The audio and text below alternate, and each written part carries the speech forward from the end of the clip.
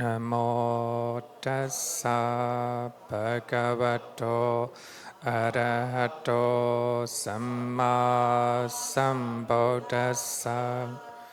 Namo tassa bhagavato arahato samma sambuddhassa. Namo tassa bhagavato arahato samma sambuddhassa. Good evening, everyone. Okay.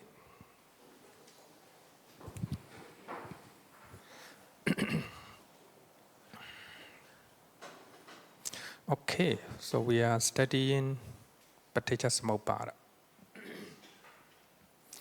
Today we will learn important factor. Normally, Paticcasamuppada has 12 links, 12 factor, right? So we already completed number 1, ignorance. Number 2, karma formation. So we do a lot of karma because of ignorance, right? Good example is, so you want to go to heaven, because of that you do meritorious deed, right? You think that the life for a deva in the heavenly realm is good. Because of that, we do meritorious deed, right? So that is a karma formation. Because of ignorance, you do good things, right? Because of ignorance, you do unwholesome things like that. Okay, so even arupa jhana. So if you want to attain arupa immaterial jhanas with a craving, so that is called karma formation. You might think that jhanas are very good, right? Jhanas are very good. But it is impermanent. Therefore, it is the origin of suffering. But I will give you a simple example. During your meditation this morning, you attained stable concentration, stable mindfulness. Your mind is peaceful. You forgot about time this morning. It's really peaceful and tranquil. It's the bliss of meditation. You experience it. So the next day, you crave for that bliss of meditation. You want to attain such type of stable mindfulness and concentration. That's craving. Craving for meditative bliss. In normal sense is good, right? Because of such craving, you do meditate. You do continue meditation. It's good. But the next day, you're trying to meditate, hoping or craving for today meditative bliss. Even though how hard you try, you couldn't get it. Then what happened? You feel frustrated. Frustration is suffering. Why it happened, right? It happened because of craving. Craving for meditative bliss. So therefore, any type of craving is not good. When you look at the top-down view, from Nibbana point of view, right? You crave for some status or some possession in your job. You try. Then you get it, okay. Then you want another possession, higher possession. You try. craving for possession, right? This time you couldn't get it. What happened? Craving for, you will have a suffering in your mind, right? So therefore stress, fear, anxiety, all these suffering come from craving. So therefore, Kriya Cheta, functional consciousness, is important. So if we are doing something without any craving, you do your job, right?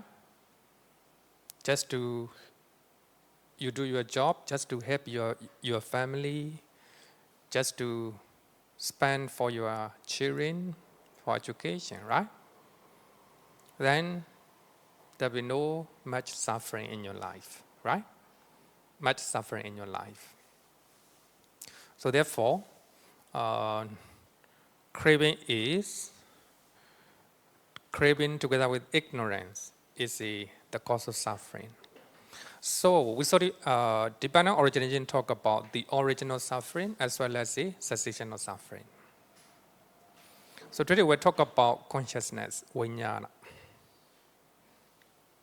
The consciousness is I will say the deeper level of our mind. How to say that the rudimentary part of our mind. So therefore, I, something to see, I consciousness arise, right? Then after that, contact, feeling, craving, etc. So when you look at this simple mind process, you will see that consciousness arises first, right? I mean, consciousness arises together with contact, feeling, right? And also many other mental factors as well. But consciousness is a rudimentary part of our mind. Ear, you hear something. No? Ear consciousness arises. Consciousness is the integral part of our mind. Its function is to know the object, But consciousness alone does not know the object. It needs a lot of mental factors as well. So today we'll study what is consciousness based on the suttas, and also today we hope we'll be able to clear important concept in Buddhism. It's called anatta, non-self. To understand non-self is not easy. I hope today we will be able to clear, we'll be able to learn anatta based on Paticcasamuppada. With the karma formation as condition, consciousness come to be. Because of karma formation, we will have a consciousness. So when you look at Vibhanga Sutta from Nidana Sanyutta, Samdha Nikaya, chapter 12, Sutta number 2. And what bhikkhu is consciousness? So there are these 6 classes of consciousness. Eye consciousness, ear consciousness, nose consciousness, tongue consciousness, body consciousness, and mind consciousness. 6 classes of consciousness. Because here we have 2 extremes. You need to notice in this link.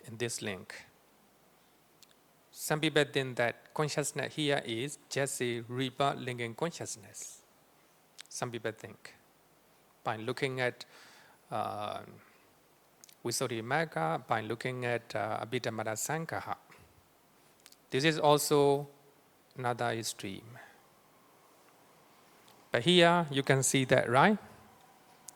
Eye consciousness. So, as a human being, when you receive in the mother's womb, there's no eye, there's no ear, right? No ear yet. So there will be no eye consciousness, only the mind consciousness, as well as the body consciousness. There will be body consciousness because by the time there's a body. So another extreme is a Zen Buddhist master say that dependent origination talk about this life, not next life. Zen meditation master, they trying to prove dependent origination talk about mind process in this life, not about afterlife, not about past life. This one also another extreme. So we will talk about it based on the suttas today. Based on the sutta today, it's important because there is one type of Buddhism appear recently in the West called secular Buddhism, right? Some of you may have heard of that, secular Buddhism. So they focus on this life, right now, not past life, not afterlife. So they are agnostic. I would say that they are agnostic about past life and afterlife. They just believe this life. They call themselves secular Buddhist. Stephen Batchelor, right? You know Stephen Batchelor. Anyway, it's good. Based on the Western philosophy, you know. So they were born in the West. So they brought up with the Western psychology and philosophy. So they call it secular Buddhists. Actually, they are good Buddhists. They practice. They don't care about afterlife. They don't care about past life. They are agnostic about this. So therefore, they just practice based on the Noble Eightfold Path. Based on the Noble Eightfold Path. They are eco-Buddhist. So anyway, the sutta, when you see some sutta, you will understand. So there is a past life and afterlife, right? So we'll study today. So when you look at this one, eye consciousness, when you see something, eye consciousness will arise. When you hear something, ear consciousness. When you smell something, nose consciousness. When you're eating something, tongue consciousness. When you have a tangible object to your body, then body consciousness. When you think something, mind consciousness. Normally, when the five senses, starting from eye, ear, nose, tongue, the body, shut down, only the mind is walking. Just like a jhana, when you are in jhana, right? When you are in jhana. Or the five senses, physical senses, shut down. Only the mind is walking. So when you are in deep sleep, there's no dream. So by that time, only the mind is walking. Other five physical sense doors shut down. So even somebody touch your body, you will not know. There will be no body consciousness. No body consciousness. Even though you have ear, right? You will hear speaking loudly. You will not hear. This one, actually the sound touch the physical ear, right? Physical ear. But there's no eye consciousness because shut down. Only the mind is walking. Okay, so this is according to Vibhanga Sutta. Consciousness has 6 types. Eye consciousness, ear, nose, tongue, the body, and mind consciousness. Okay? So let's talk about rebirth linking consciousness, Patisandhiccheta. So we have a past life according to Buddhism. Because of that, we have this life. That when you die, when you still have a craving for existence, then you have a afterlife. So what is a rebirth linking consciousness? Patisandhi Vijnana. The first consciousness in a new existence is called the rebirth linking consciousness. Sometimes we call it relinking consciousness because it links together, the new existence with the previous one. You are the first consciousness in this life is called rebirth linking consciousness. So that consciousness link your previous life and this life. So therefore we call it Patisandhi Vijnana, rebirth linking consciousness or relinking consciousness. So here we'll talk about what the Buddha taught in the suttas. There is consciousness. There is a rebirth linking consciousness, or the first consciousness in our life. Consciousness in a new existence. So this is from Bhava Sutta. So there are two sutta under the name of existence. The first existence and second existence. So Venerable Ananda asked the question, Bande, it is said existence. In what way, Bande, is there existence? So when you die, when you have a craving, you will have another existence. We call it existence. In what way is there existence? And the Buddha answered, if Ananda, so there were no karma, in other words, karma formation, what we study in Paticcasamuppada, Sankhara. There were no karma ripening in the sensory realm, karma dhatu. Would sensory existence, sense sphere existence be the same? No Bande. So here, there were no karma ripening in the sensory realm. So there will be no sense sphere existence. You come back to human existence because you accumulated karma formation, sankhara, which were ripening in the sensory realm, right? So when you do meritorious deed, especially jhana, when you attain jhana, then craving for jhana bliss or craving for rupa and arupa brahma realm. Because of that, you go to that realm. Karma or sankhara. So here you can see that because of karma formation, then you have an existence in the new life. That's Ananda for beings hindered by ignorance, fed by craving. Here you can see important two factors, ignorance and craving. So actually, they are important, ignorance and craving.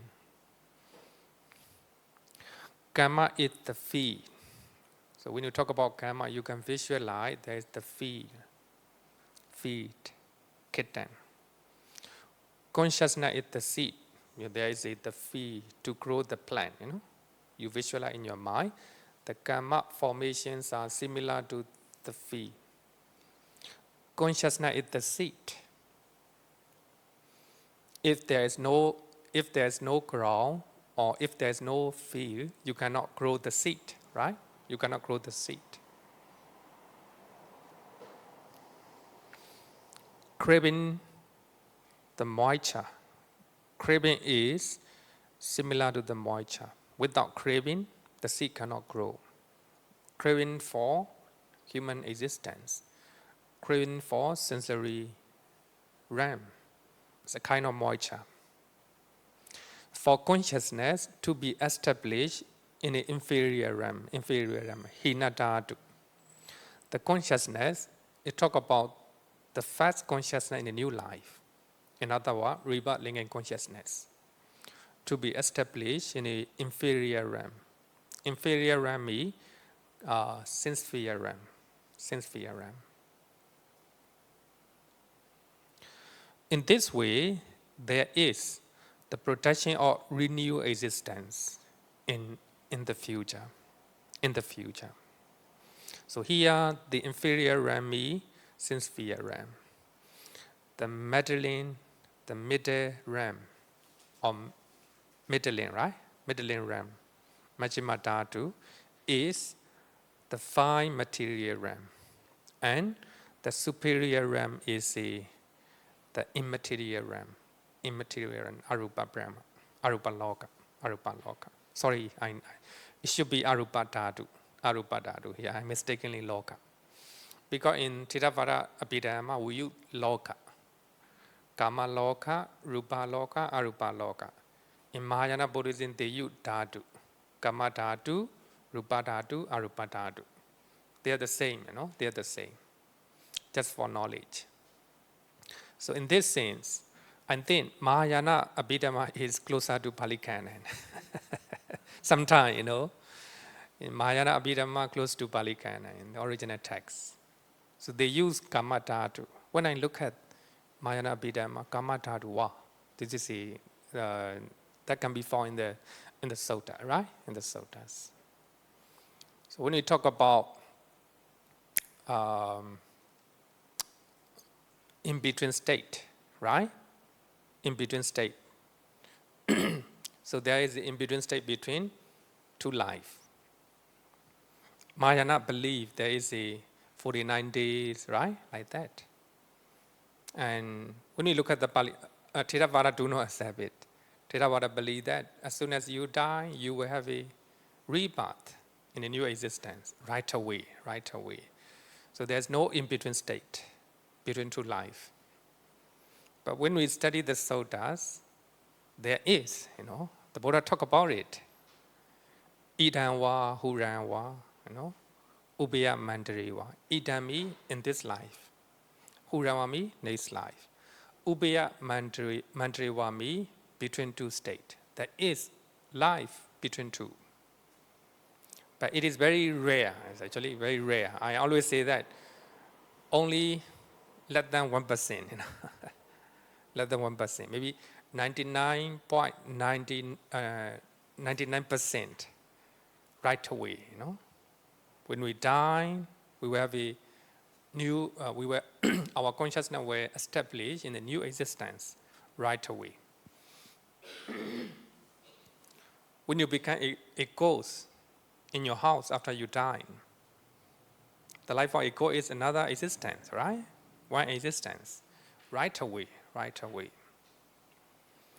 So when after you die, your consciousness established in a heaven, right away, right away. So that's according to Theravada. But I think it is 99%, 99.99%. Only 0.1%, You see, there might be an in-between state, So what I want to say is Mahayana Abhidhamma seem to close to Pali Canon. Here also, right? Kama Dhatu, they say, they use the word Kama Dhatu, Rupa Dhatu, Arupa Dhatu. But Theravada, we use Kama Loka, Rupa Loka, Arupa Loka. Okay, so the thing that I want to say is this point, this one. Karma means karma formation, sankhara. After you have karma formation in your life, so that will be like a fee for next existence. The consciousness is like the seed. Without karma formation, the consciousness cannot grow. Consciousness cannot establish a new existence. Later, I will talk about how is the consciousness of Arahant and the Buddha stop, cease. Because Arahant and the Buddha and Vichika Buddha, they no longer have karma formation. Because they don't have any ignorance and craving. They are not performing, even though they are doing their daily job, even though there are a lot of activities in their life, but they are doing without ignorance and craving. Because of that, if there's no ignorance and craving, there's no karma formation. If there's no karma formation, consciousness, the seed cannot grow, right? Cannot grow. This is just an example. Don't think about scientific planting nowadays, right? Nowadays, the people, you can grow the air in open space like that without the fee, right? Just for example. Some people argue that Four Noble Truth is like the footprint of elephant. The footprint of elephant is the greatest in the world, right? How about the dinosaur, like that, right? Just example. We have to take it as an example, right? Here also, karma is similar to the field, the ground.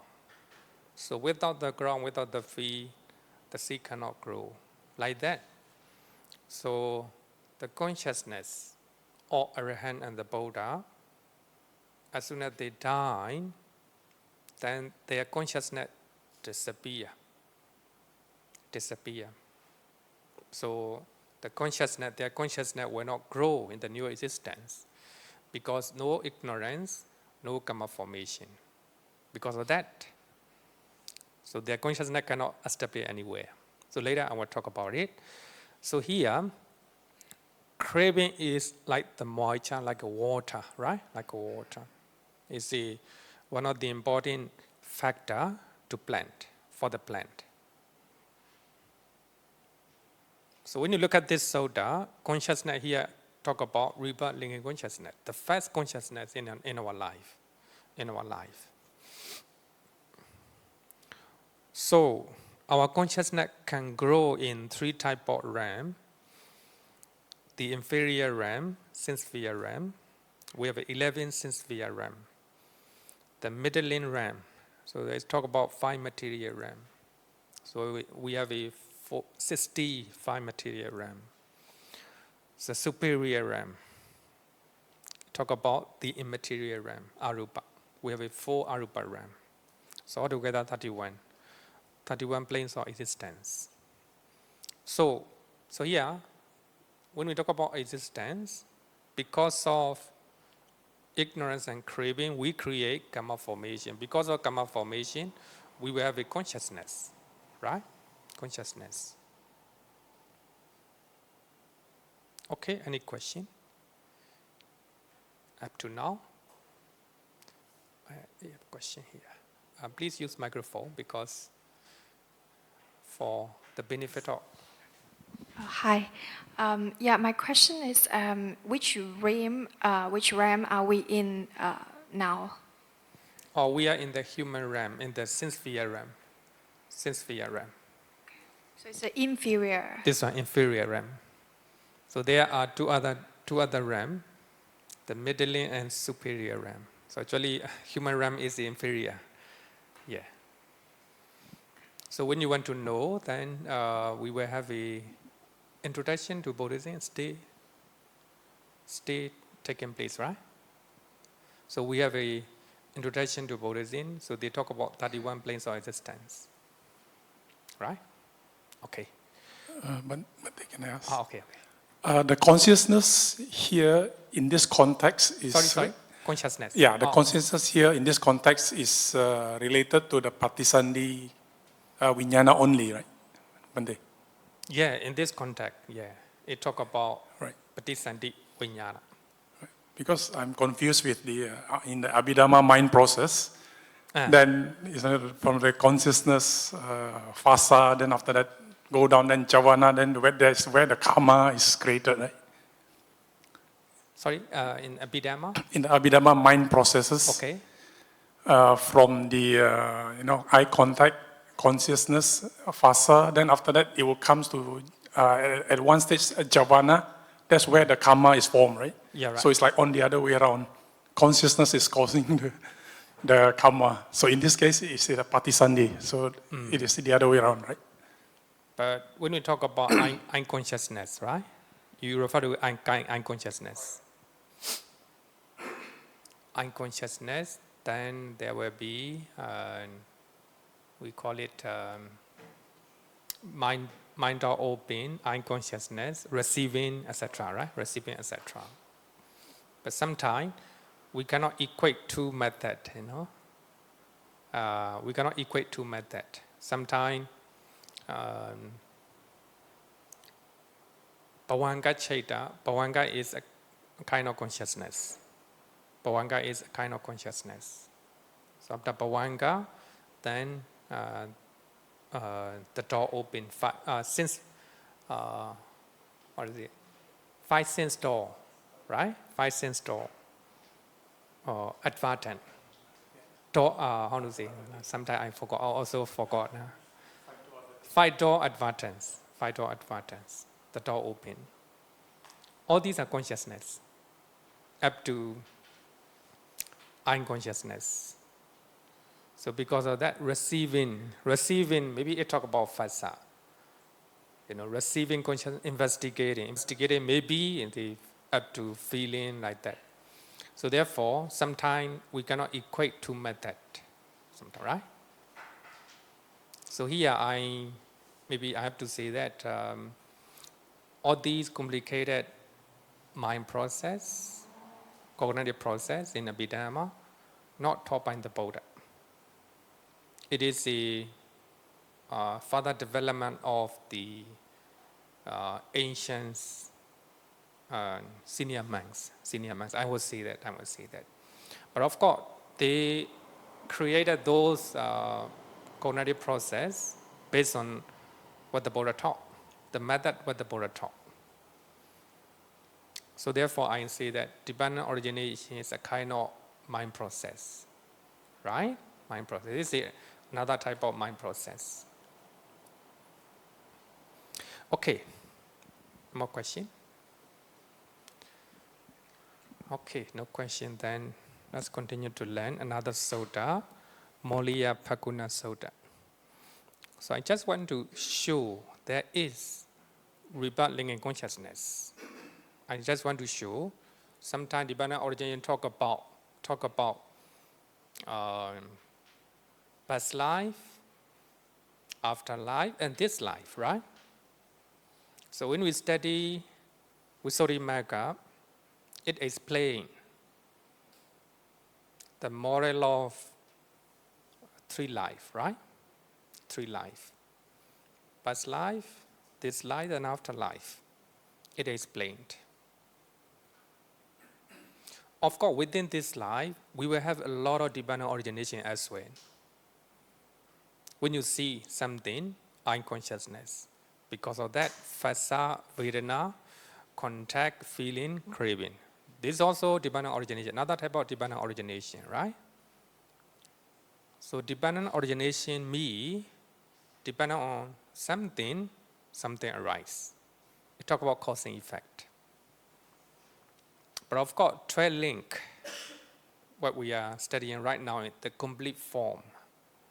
It can arise within this life as well as linking 3 life, 3 life. Because some people, even some Buddhist scholars, they say that it talk about only this life, mind process. No, the Buddha talk about it in the rebirth linking consciousness. Here, look at this one. The nutriment consciousness is a condition for the protection of future renewed existence. It's very clear, right? Very clear. So there are 4 types of nutriment. One of them is consciousness nutriment. It is a condition for the protection of future renewed existence. So when you are consciousness, we use the word establish. When your consciousness establish in a new existence, so that will be the protection of future renewed existence. So there is one story of a monk at the time of the Buddha. He was meditating too much. He went to attain Nibbana in this life. Meditating too much. Then while he was meditating, he died. Meditating, he died. That his consciousness established in the heaven. It is said that he was sitting down with the meditation posture the moment he appeared in the Deva realm. In the human realm, meditating. Then he died. So his consciousness established in the heaven. Then in the heaven, so there's no need to go to in the mother's womb. Just appear right away. He's meditating, stay meditating. The power of the mind, right? The power of the mind. Then there are the devas and the Devi, beautiful Devis and beautiful angels. So they, of course, they surprised because the new karma, their future husband is doing meditation. He still think that he is a monk. Then it is said that he show the angel. They show this deva, the mirror. Look at the mirror. You are not a monk anymore. You are now a deva. The power of the consciousness, right? So that means his consciousness established in the deva realm. But he didn't that. Stay meditating, stay meditating. In this case, there is no impediment state, right? There is no impediment state. Another one is somebody is meditating in vipassana meditation.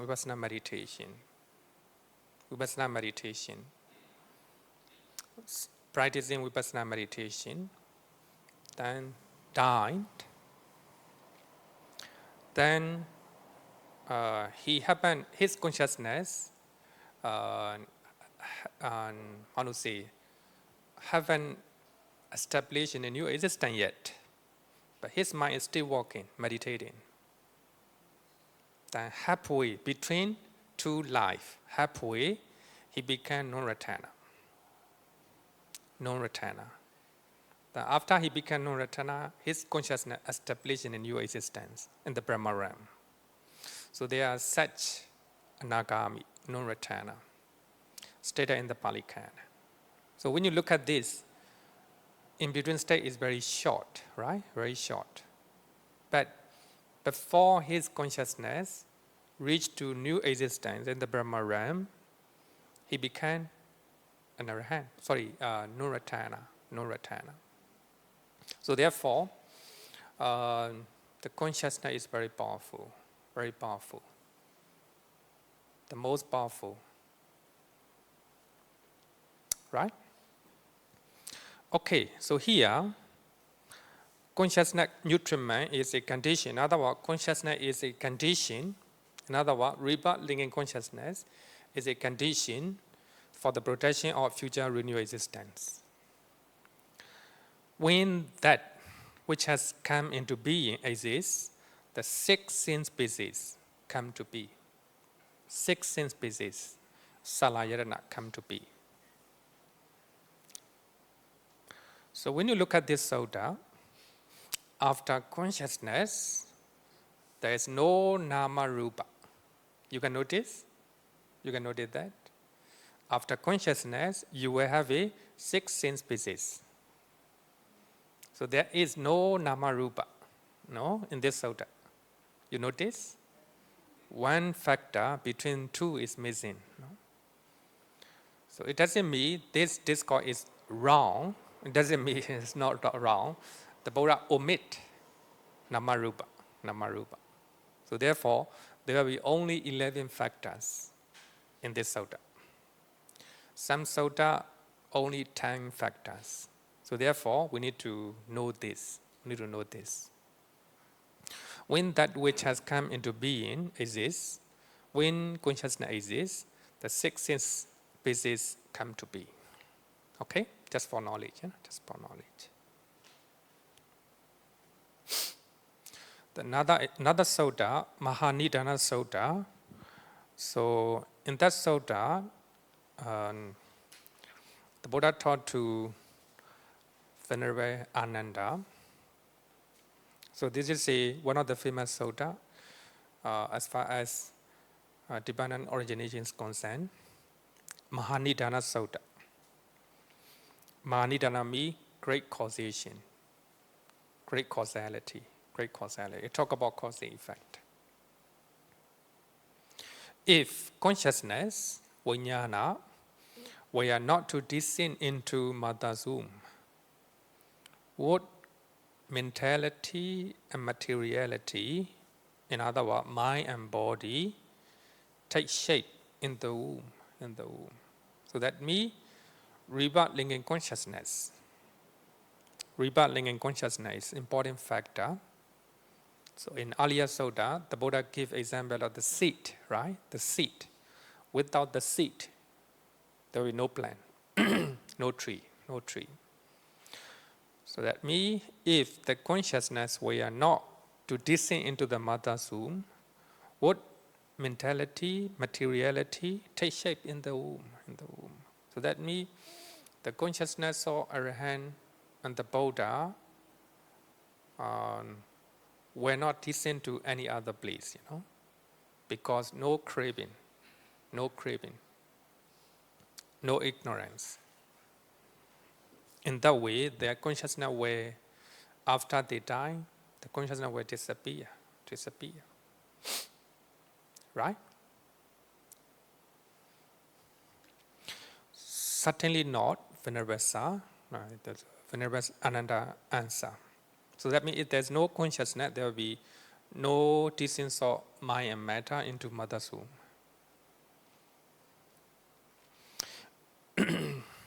Okay, so this is what I want to call is the consciousness, rebirth linking consciousness. So in Vibhanga Sutta, consciousness, vijnana means 6 types, right? One of the things is mind consciousness. Actually, rebirth linking consciousness is a kind of mind consciousness. Another sutta, Satiryan Sutta, in Kotta Nikaya, chapter 3, sutta number 61.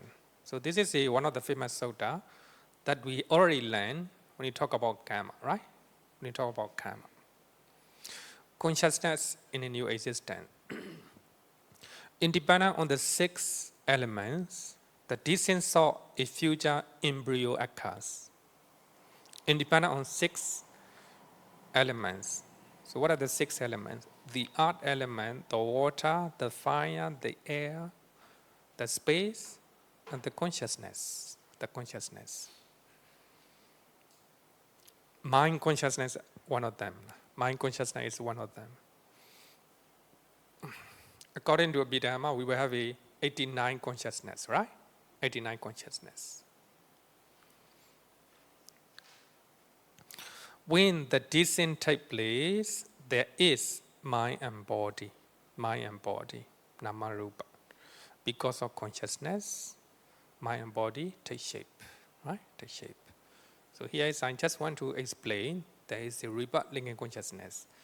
The Buddha explained in many suttas in separate places. Because nowadays, many people, even some Buddhists, they have a thought about rebirth, right? Afterlife. So, secular Buddhists, they trying to prove, they trying to say that there's no, the Buddha did not talk about afterlife, the Buddha did not talk about past life, no, The Buddha did talk about it. So in this sutta, the Buddha says, when consciousness is established and has come to growth, there is a descent of mind and matter, mind and body. Also talk about rebirth linking consciousness. Because I've been talking about them because I want to talk about the theory of anatta, non-self. So then only you understand. Because this is a very subtle case. A few years back, so I have sent Christian students attending this course. So they appreciate my teaching, but one of them told me he couldn't accept the theory of anatta, non-self, because they come from atta teaching, right? Theory of soul. They come from that background. Even, many Buddhists, especially Chinese, they also believe, right? Self and soul. So it's very difficult to accept theory of anatta. So I'm going to explain this. So according to Abhidhamma, this is circular life. We will have a rebirth linking consciousness. So the first consciousness in our life. One day we will die. We call it death consciousness, right? Death consciousness. So between rebirth and death, we call it existence or life, right? Life. So as soon as rebirth linking consciousness disappear, then life continuing, in Bali we call it Bhavanga Chaita will appear. So that Bhavanga Chaita also will disappear, another Bhavanga Chaita will arise. And that will also disappear, another one will arise. Echoing like that, right? Echoing like that. So there will be a lot of life continuing consciousness in our life. Then at the end of the day we will die, death consciousness. So that is a circular life. So this is a rebirth consciousness, the first consciousness in our life. Then there will be a lot of life continuing, Bhavanga Chaitas, Bhavanga consciousness. Bhavanga is a type of consciousness, type of consciousness. Then there will be death consciousness at the end of our life. So this is a mind process. Then when we talk about mind process in our daily life, so this is a rebirth linking consciousness. Then after that there will be a lot of life continuing, a lot of Bhavanga Chaita. Then after that there will be a lot of mind process. When you see something, mind process. When you hear something, there will be a lot of mind process. When you smell, a lot of mind process. When you eating, then a lot of mind process. When you touch something, a lot of mind process. When you think something, there will be a lot of mind process. So then after that, in between the mind processes, there will be a lot of Bhavanga Chaitas. There will be a lot of mind process, Bhavanga Chaita, mind processes, Bhavanga Chaita. At the end of the day, you will die. So this is a mind cognitive process according to Abhidhamma. So the quality of rebirth linking consciousness, the first consciousness is important. So that consciousness appear because of karma formation, your earlier karma, your past karma, right? Past karma. If you accumulate intelligent karma, the karma formation that produce intelligence, then you are the first consciousness. Patisandhi Vijnana were accompanied by intelligence. People who was born with the intelligence, such consciousness, will be intelligent all the time, right? People who was born with the full of compassion, they will be compassionate most of the time, right? Because of the quality of consciousness. Consciousness, we can call it a kind of gene, right? A kind of gene, our gene. Some people have full of compassion, When they see suffering people, compassion right away arises. Some people are very hostile, hostile nature, So they look at everyone with the hostile eye, like that, hostile mind, right? It's the quality of your gene, the quality of your gene. So therefore, the quality of the first consciousness is important. So you come and sit down and listen higher teaching. Actually, the Tibetan origin is very higher.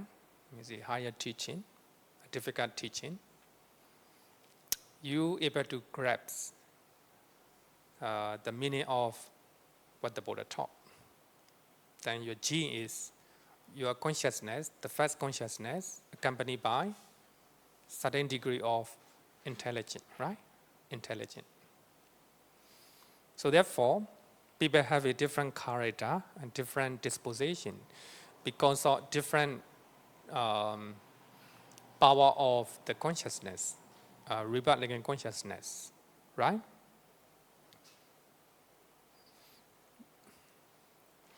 But your rebirth living consciousness can be modified, cannot change, according to Buddhism, cannot change. But you can modify. So if you have a hostile nature, then if you are mindful, you can develop and cultivate compassion, loving kindness, right? Loving kindness. In that way, you can try to modify the original gene or original gene. You can change. You cannot change. You can modify. Because one of the physicists, one of the famous physicists, he said one theory. He says one theory. You cannot change the original gene. You cannot change. Nobody can change. But we can switch off. The original gene cannot take place. Normally, the original gene you cannot change. You cannot change it. I don't know how they call. They call it another name. There is a original gene. According to science, they also say cannot change. Sorry? DNA, no. DNA, we can say that, yeah. We can see DNA gene. There's another English word, I forgot. So, we cannot change DNA, right? According to physics. But he proposed that we can switch off. We can close the door so that original gene cannot take shape in the present life.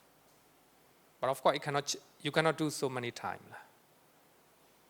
You can switch off not to take place, or you can replace. Similarly, if you were born with the nature of anger in your mind, the first consciousness, rebirth living consciousness, accompanied by anger. So there is the power of the anger in the first consciousness. So you can modify or you can switch off that anger, take place in a new life. Normally, I give example of one famous meditation master in Myanmar. He stayed in Mangala for maybe about 2 weeks. I stayed together with him, and early morning we take a walk. At night time, we talk about maybe 1.5 hours, like that, discussion. Every moment is very mindful. Even he hear unpleasant things, unpleasant news, He's very stable. I couldn't find any anger in his face. Even in his speeches, he's very positive, very positive. So 2 weeks, if you associate with the one person 2 weeks is more than enough to know, their original mind, the original gene, their original gene, So he's compassionate, so considerate to other people. Couldn't find any traces of anger in his mind.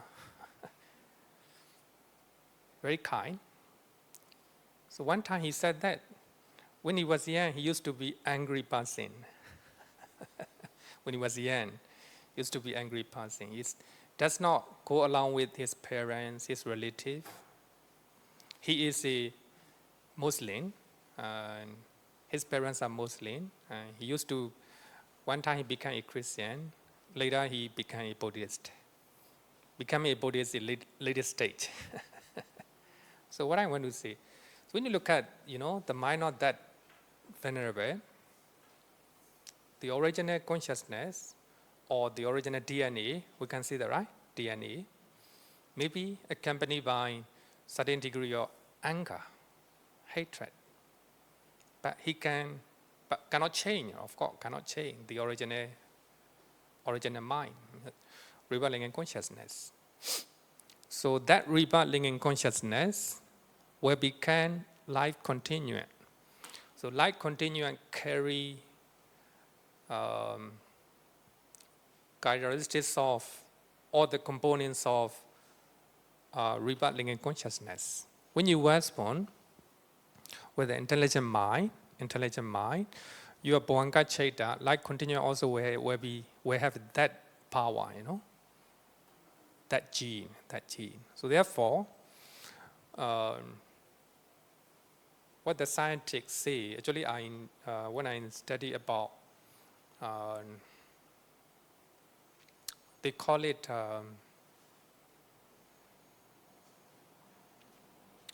when they talk about, I forgot the consciousness, unconscious mind, sorry. When I study about unconscious mind, I noticed what he said. So in the science, we cannot change what is DNA, or I'm showing you the word DNA because he used the particular name, I forgot. As kind of gene, we cannot change the original gene. The gene will take place in a regular way, but we cannot change it. But we can switch off. He said he used the word the switch off. So I like what he used. We can switch off the door so that original gene cannot take place in a new life. Similarly, when you look at the life of Venerable meditation master, the original gene is a certain degree of anger, hostile nature. With the help of mindfulness and clear comprehension, he can able to switch off the origin, the nature of original gene, right? So therefore, we are meditating. Meditating means you are cultivating your mindfulness and clear comprehension. So you can switch off the original unwholesome quality of your mind, unwholesome quality of your mind, with the help of mindfulness and clear comprehension, right? Okay, so any question up to here? Because I talk about the rebirthing in consciousness so that you understand Netta clearly, please. Bhante, can you go to the slide on the sixth element? Sixth element. Yes. Okay. Just now you are saying that our sixth consciousness, from the way I understand, the one that causes us to exist is actually the mind consciousness, because The other 5 elements are only input that create seeing, hearing, smelling, and tasting. So it's the mind that actually decide the craving, the hatred, the delusion. So it's the mind consciousness is having the 3 poison. So am I right to say that regardless on the time span, like now my time span, I'm 66, before I die, that moment of my mind consciousness is actually deciding whether I will reborn again. You're right, you're right. Okay? Yeah. So basically our body consists of the 4 elements that exist in this space. Okay? So In this space. Space. Because Space. What do you mean space. Okay, like earth, water, fire, air. When you form into a body like me now, Oh, yeah. I'm in this space.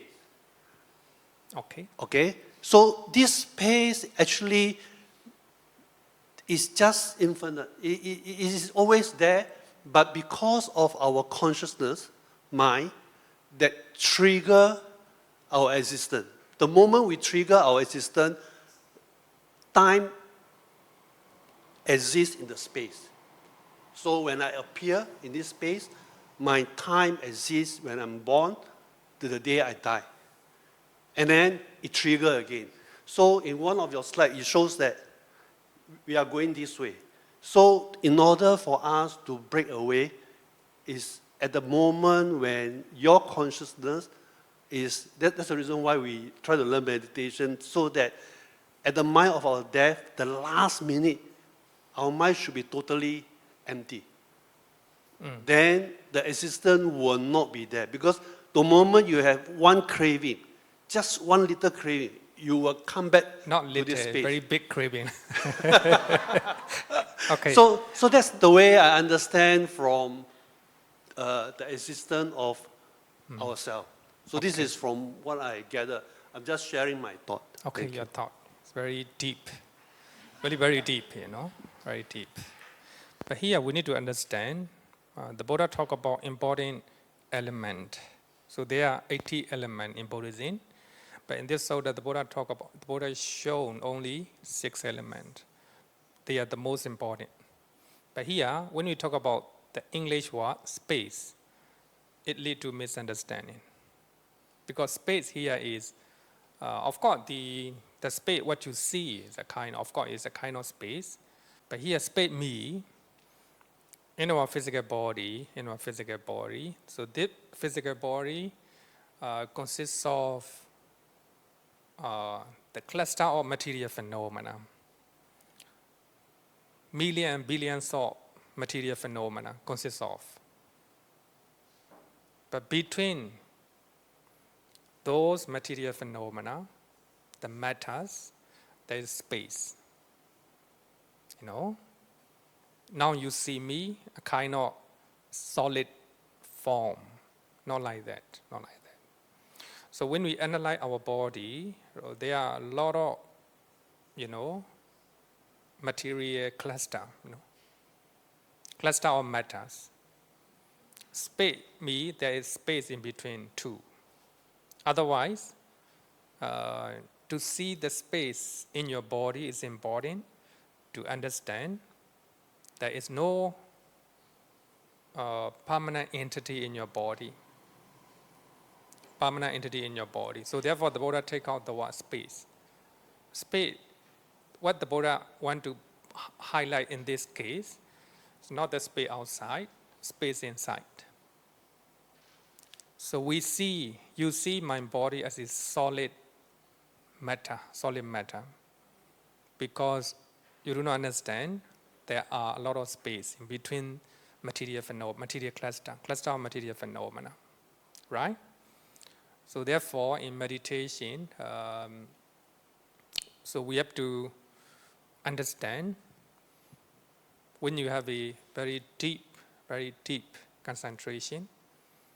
So when you look at your body with the wisdom, with the mind, not a naked eye, you close your eye, then you're trying to look at your body, then you see the nature of the earth, solidity, the nature of water means liquidity, There are a lot of liquid in your body. You see, you experience yourself.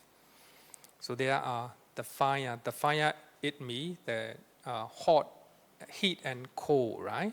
So there's the nature of heat, there's the nature of cold in your body. And the air means motion. There are a lot of motion in your body. The blood are moving, the airs are moving to and fro like that. But later you will see, actually seeing the space is not easy, the most difficult part. So you see that there are a lot of clusters in your body. Your body consists of the cluster of material phenomena, millions, billions of material phenomena. Then you see there is space in between two, every two, every three. So then, most importantly, there is consciousness. In other words, the mind that know this material phenomena, this space between two material phenomena, right? So when you look at here, the Buddha just mentioned only six important elements. So here, the earth element, the water, the fire, the air, the space, it became 28 matters in Abhidhamma, right? 28 matters in Abhidhamma. The consciousness here indicate 89 chetas and 52 chitasika, right? So therefore, sometime I understand what you have a lot of deep thinking. So you're trying to interpret according to your understanding. So yes, space is not talk about the we call it akasa space. Akasa. So there's two type of akasa. Two type of akasa. Astakasa means the space that we see right now, the space between two tables, and the space between you and me, right? That's a astakasa. Another one is I forgot in Pali word. It's the space between two material phenomena. Even in our body, there were a lot of space, right? Okay, so thank you. Thank you. It's very okay. Then I will go and study again.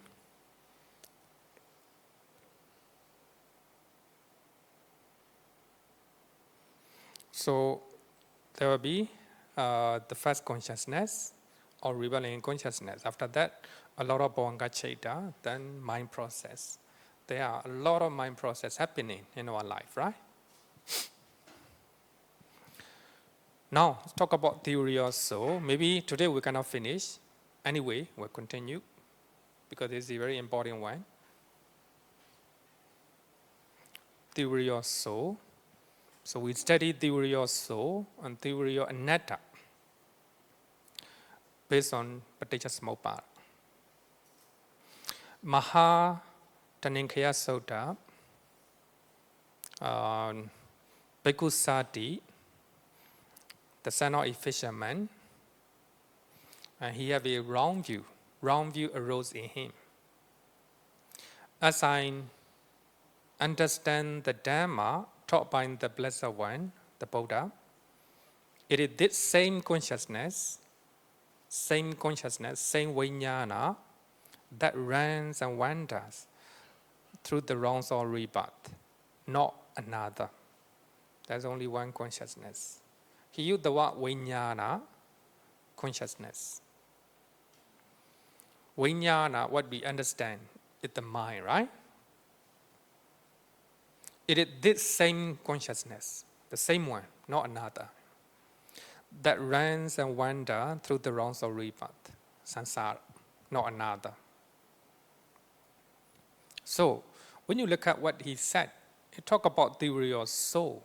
So there is permanent entity, permanent consciousness in our mind stream. You came to this life, and you will go to another life. The same consciousness will move to another life, right? Move to another life. So the man say, no, what you say is a wrong view. The Buddha didn't say like this, but he still insists. And the man brought to him to the Buddha. The Buddha asked the question, what is that consciousness sati? What do you refer to that? Because we need to know the definition, his definition of consciousness. Right? And Bhikkhu Sati said, Venerable Sir, it is that which speaks and feels and experiences here and there, the result of good and bad actions. The result of good and bad actions. Because I think Bhikkhu Sati may have come from the Brahmana Hindu background, because they believe the real soul.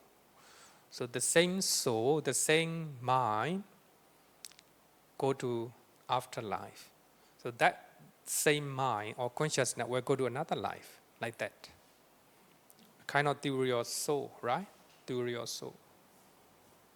Even right now, most of the religion, they believe theory of soul. So there is a kind of soul in your body, in your mind, in your mind. Some believe in your body, some believe in your mind, some believe outside of your body, like that. Whatever you call it, they believe the real soul, everlasting entity, which does not change, which does not change. And Bhikkhu Sati answer, is it that which speaks, feels, and experiences here and there, the result of good and bad deed? You may do good and bad deed, so that consciousness speaks, that consciousness feel it, that consciousness experience it, right? So he believed that there is everlasting consciousness, vijnana, in the body. The Buddha said that, misguided man, Moggapurisa, to who have you ever known me to teach the Dhamma in the way? Misguided man, have I not stated in many ways the consciousness to be dependently arisen? That's a very important part. The consciousness to be dependently arisen. Since without a condition, there is no origination of consciousness. Without a condition, there's no origination of consciousness. That's very important. The consciousness does not exist anywhere. The consciousness does not exist in your body. Consciousness does not exist in your brain. Consciousness does not exist in your heart. The consciousness arises because of conditions, not residing somewhere. In Mahayana tradition, they use alaya vijnana. Alaya vijnana, in English is the alaya vijnana, storehouse consciousness, right? All your karma will be stored in the house. All your akusala karma stored in your house. Whether kusala or akusala, all your karma stored in that consciousness. I think so that usage will lead to misunderstanding. If you do not understand properly, it looks like that consciousness is residing in your body, somewhere in your body, right? Of course, they don't mean like that. We can accept the power of your energy, your karma, good or bad, is a store in your Bhavanga Cheta. Right? Mind stream. But there's no, that consciousness does not exist anywhere, The Buddha said that consciousness to be dependently arising. So without condition, there's no origination of consciousness. So the Arahant and the Buddha, they no longer have any craving to existences. So therefore, there's no karma formation. No karma formation, no consciousness, right? So therefore, the consciousness arises based on conditions. But here, Bhikkhu Sadi said that the same consciousness moved to another life. That consciousness speaks. That consciousness feels. That consciousness experience. Good and bad deed. Good and bad deed. It looks like a consciousness is residing in the body, right? A kind of everlasting entity, a kind of soul, what we now call it, right? That's important to understand. The Buddha, here, the Buddha, the Buddha used the word Mokkha Purisa. It's a very strong word. Misguided man. The original meaning is good for nothing. Good for nothing. Actually, it's very strong, but the Buddha did not talk that. The Buddha did not use that word with the anger. No, the Buddha do not have any anger. He just want to highlight his Panisha view. Wrong view is very dangerous. So the Buddha used this word, Mokkha Purisa, misguided man. But you, misguided man, have misinterpreted as by your wrong grasp and enjoy yourself and store up much demerit. For this will lead to your harm and suffering for a long time. For a long time. And the Buddha said that because consciousness is reckoned by the particular condition depending upon which it arises. When consciousness arises, depending on the I and forms, it is reckoned as the I consciousness. I, something to see, the I consciousness arises. Without the I, without the form, I consciousness cannot arise. So I and the form are conditions for the arising of consciousness, I consciousness, right? When consciousness arises, depending on the I and forms, it is reckoned as a, this is, I just want to count 1 to 6. Number 1, when consciousness arises, depending on the I and form, it is reckoned as a I consciousness. In Pali, we call it Chakku Vijnana. When consciousness arises, depending on the ear and the sounds, it is reckoned as a ear consciousness. Number 2, right? Because I'm trying to copy the same one because it's important. You must understand that. When consciousness arises, depending on the nose and odors, it is reckoned as a nose consciousness. When consciousness arises, depending on the tongue and flavors, it is reckoned as a tongue consciousness. Jingwa Vijnana. When consciousness arises, depending on the body and tangible object, it is reckoned as a body consciousness. When consciousness arises, depending on the mind and mind object, it is reckoned as a mind consciousness, Mano Vijnana. So when you look at this, so there are 6 classes of consciousness, right?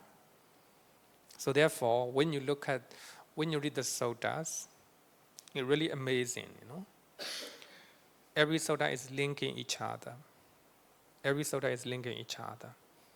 Suttas in Digha Nikaya, suttas in Majjhima Nikaya, same. Suttas in Samyutta Nikaya and Digha, same, no different, right? So this one from Majjhima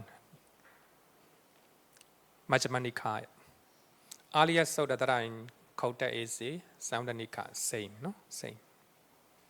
So that means any consciousness arises based on the conditions. Without condition, there's no arising of consciousness.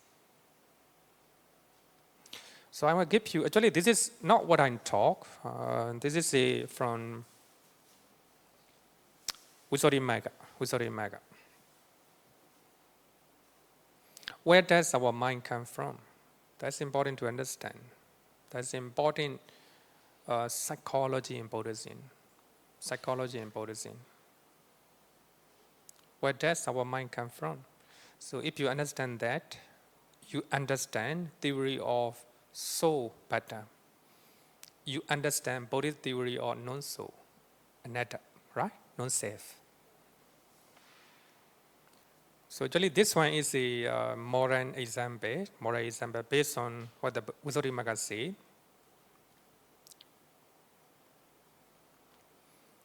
The sound come from playing the guitar, right? Playing the guitar. If the sound in the guitar, is the sound come from the guitar? If the sound exists in the guitar? No. How about in the string of the guitar? No. How about in the hand of the man? No. The sound does not exist anywhere. It appears because of the conditions. The condition of the hand, string, and the guitar itself, right? So the sound comes from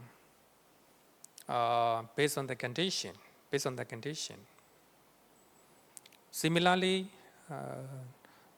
the mind does not exist in your body, in your brain, in your heart.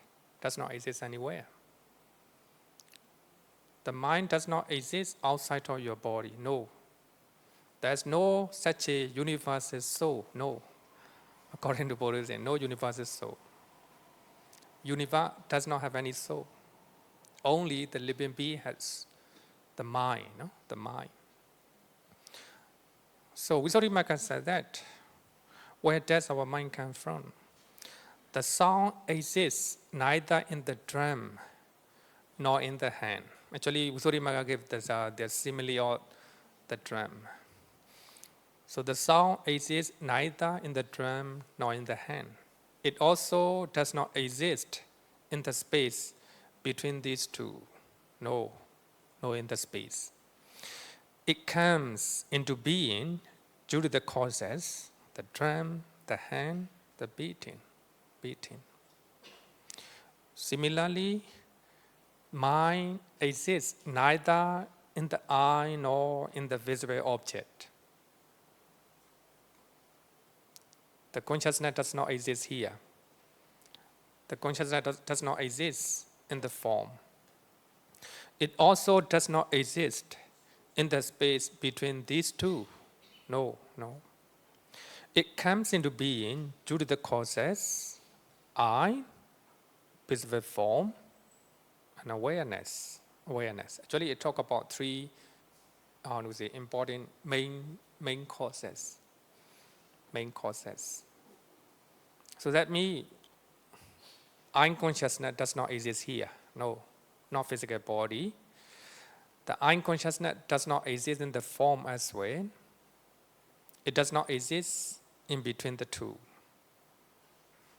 It comes into being due to the causes, I, object, awareness. So when you do not have I, there will be no way for the rising of I consciousness, right? I consciousness. So it is important to understand, because mind does not exist anywhere. It arises depending on causes. So when you look at simple mind process in the suttas, you will see that depending on eyes and forms, I consciousness arises. So that means I and form are main causes for the rising of I consciousness. The meeting of the three is called contact. Depending on contact, feeling arises. Depending on feeling, craving arises. That's mind process, right? Mind process. So when you look at this, you understand. So there's no permanent entity. There's no everlasting soul in your body, outside of your body. Earlier time, people think that the universe exists forever. But right now, people began to know, right? With the advance of science. So everything is changing, The galaxies are changing. Space is changing, So that is impermanent, right? Impermanent. So when you look at this, emptiness right now is in deep teaching, emptiness or voidness. In Pali we call sunyata. In Sanskrit they call it sunyata, right? Sunyata. So this is what the sunyata means in Pali Canon. So that's very important. Sunyata means in the Pali Canon. Therefore, the Buddha used the word sunyata or sunyata, emptiness or voidness, emptiness and voidness. So that is lack of permanent entity, lack of permanent soul, lack of permanent set. Whatever language you use, there's no permanent things in your body, outside of your body, no permanent entity. Everything is empty. In the five aggregates. So there's no permanent entity in the five aggregate, or six internal and external bases, or mind and body. There's no permanent entity in your body, in your mind, outside of it, everywhere. Everything's impermanent. So that's the reason why Venerable Ananda asked a question to the Buddha. Bhante, people say sunyata, sunyata. What is sunyata? What is sunyata? People say emptiness, emptiness. What is emptiness? So that is a very simple and very clear example. It is Ananda because it is empty of self, atta, and of what belongs to self. Empty of self, empty of soul, or empty of consciousness. When Bhikkhu Sati use the word consciousness, vijnana, right? Whatever language you use, anything is empty. It is empty of self or of what belongs to self. That is set. Empty is the world. Empty is the world. So here the world in this sutta means 6 internal and 6 external bases. When we talk about 6 internal and external bases, that means nama rupa, mind and body, right? Mind and body. In other words, sometimes we call it 5 aggregate. Same. So there is no permanent entity in 5 aggregate. There's no permanent entity in the mind and body. No permanent entity in the 6 and external sense bases. No permanent entity. Everything is empty. Empty means there's no permanent entity. Everything arises, passes away, and reappear. New one will reappear, and that also will disappear. It goes like that. So for that, I want to quote famous passages from Bhagavad Gita. Bhagavad Gita is one of the famous texts in Hinduism.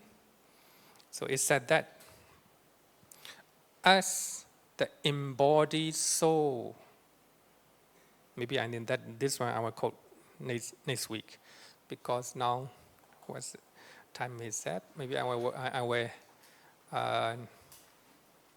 invite the questions. Maybe 2 questions if you want.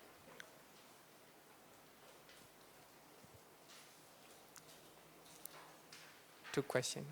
Yeah. Please use microphone. My question is, would the sound exist without the ear consciousness? Of course, the sound will exist. The sound will be always exist, but when you do not have attention, or when you do not have ear, there will be no ear consciousness for you. But for other people, they will hear the song, right? So therefore, our ear is one condition. Ear is not this one, no, not this one. So there is a one physical organ, no, I don't know how to call it. Ear-ram, right? Ear-ram. Eardrums. So there is a one condition for the rising of ear consciousness, right? Ear consciousness. If your ear-ram is missing, you cannot. There will be no ear consciousness for you. For other people, there will be ear consciousness. Of course, the sound will exist all the time. Okay. Yeah, sorry. I'm just wondering, like you said, craving is all of the craving are like poisonous. Am I? Okay, then without craving, there would be like no drive, no like drive in life, basically. Drive in mind. In life, like there's no drive to achieve anything. Okay, good question. Craving is a driving force for our life, right? Yumi. Okay, I will give you a simple example, very clear example. The Buddha at the age of 35, so the Buddha attained enlightenment under the Bodhi tree. So from that time onward, the Buddha no longer have any craving. Craving for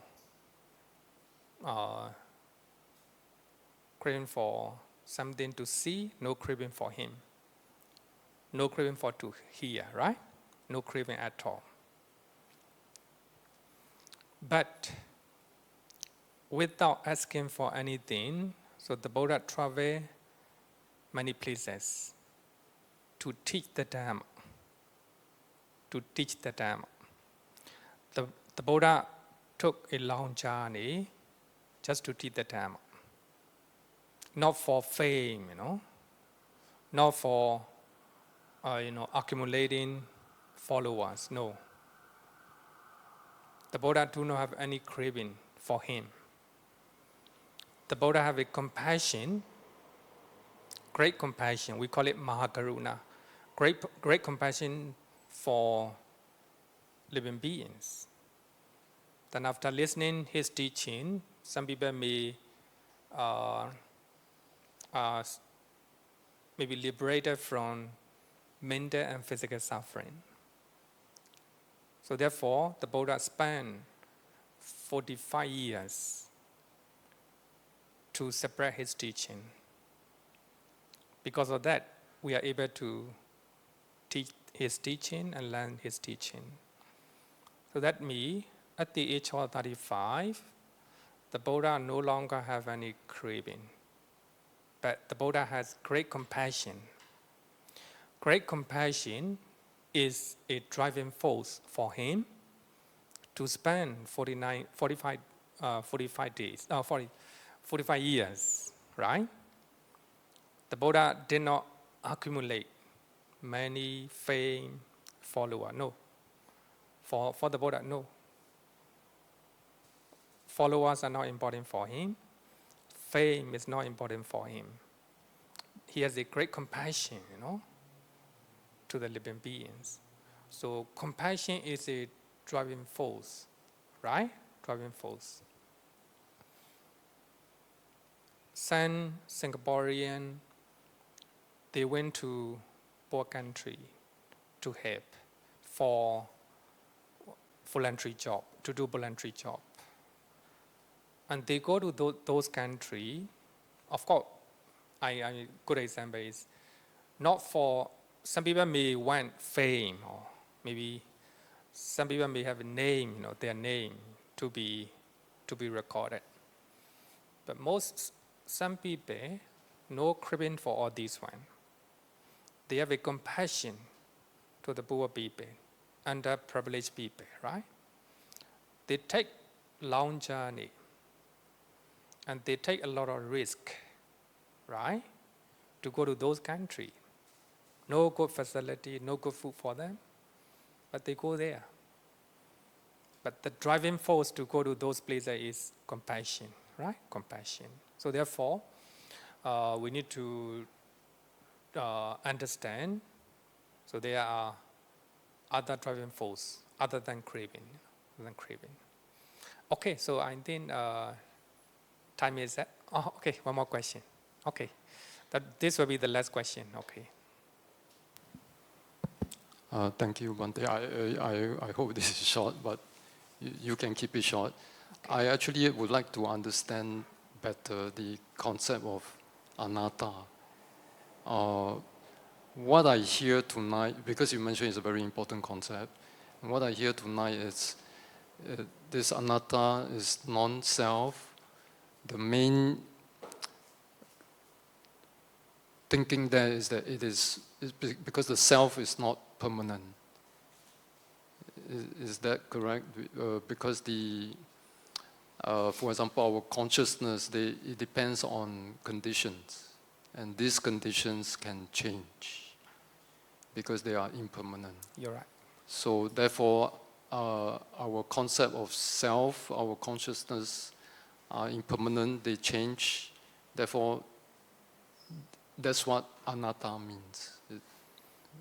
Normally, anatta has two definitions. Normally, we mainly interpret two things. Because the consciousness, because the mind and body, they are impermanent. So there's no permanent soul, everlasting self. Therefore, we call it non-self, right? Another one is material phenomena and mental phenomena arises in their own way. You cannot control over them. You cannot control over them. So therefore we call it non-self anatta. Mainly it's a true definition. So I think it's a good point. So maybe I will talk about it in my next lessons. So there's two definitions. One is according to this sutta, it is empty because there's no permanent soul or permanent self.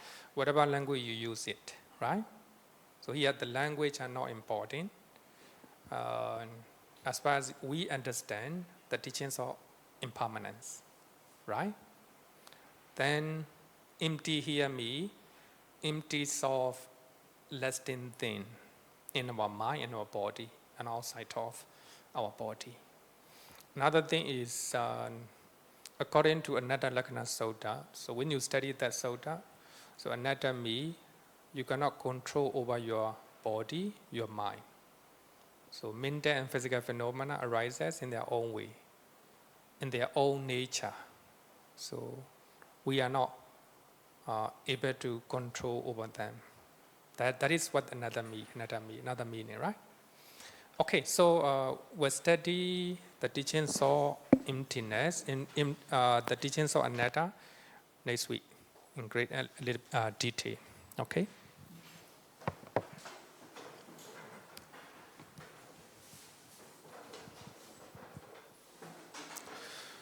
Yo varatam bhavaro manu jesu sakyamuni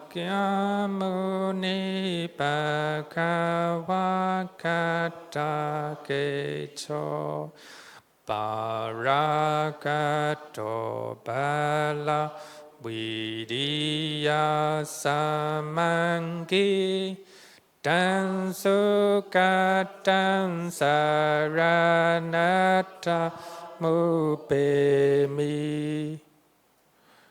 raga viraga